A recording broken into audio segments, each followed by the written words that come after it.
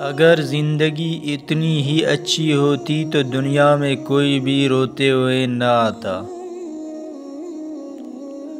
اپنے سے اچھے کو تلاش کرو، اپنے جیسے کے ساتھ رہو گے تو عمر ضائع ہو جائے گی۔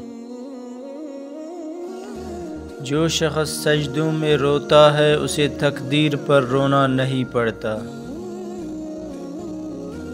فکر آخرت قلب کا چراغ ہے، جب وہ نہیں رہے گا تو قلب کی روشنی جاتی رہے گی۔ غوطہ خور اگر مگرمچھ کے حلق سے ڈرے تو وہ کبھی بھی قیمتی موتی حاصل نہ کر سکے گا۔ مطالعہ غم اور اداسی کا بہترین علاج ہے۔ مصیبت میں حوصلہ نہیں ہارنا چاہیے، ہمت سے اس کا مقابلہ کرنا چاہیے۔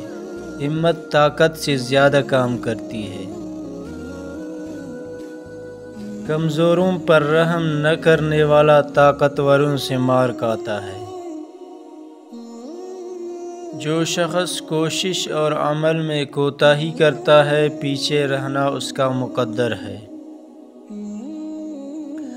بادشاہوں کو صرف وہی شخص نصیحت کر سکتا ہے جسے نہ سر کا خوف ہو نہ زر کی تمنا۔ جب تک انسان بات نہ کرے اس کے عیب و ہنر چھپے رہتے ہیں۔ زبان شیر کی مانند ہوتی ہے، اگر آپ اسے ڈھیلا چھوڑ دیں گے تو وہ کسی کو زخم دے گی۔ دانا آدمی بات اس وقت شروع کرتا ہے جب اس کے نہ بولنے سے نقصان ہو۔ اختلافات پر صبر کرنا اور دوسروں کو برداشت کرنا ہی اخلاق ہے۔ جیسا سلوک تو مخلوق خدا سے کرے گا ویسا ہی سلوک خدا تیرے ساتھ کرے گا۔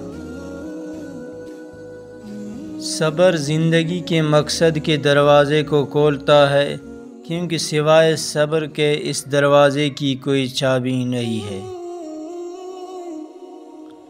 انسان کو جتنا لگاؤ رزق سے ہے، اگر اتنا لگاؤ رزق دینے والے سے ہوتا تو اس کا مقام فرشتوں سے بڑھ کر ہو جاتا۔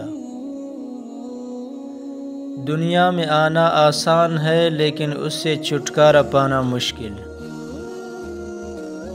میں پوری زندگی دو بندوں کو تلاش کرنے پر بھی تلاش نہ کر سکا، ایک وہ جس نے اللہ کے نام پر دیا ہو اور غریب ہو گیا ہو، دوسرا وہ جس نے ظلم کیا ہو اور اللہ کی پکڑ سے بچ گیا ہو۔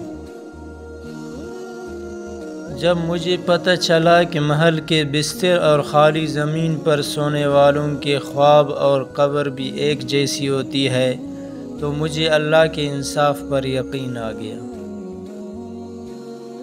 میں آج تک اپنی خاموشی پر نہیں پچھتایا، جب بھی پچھتایا اپنے بول پر پچھتایا۔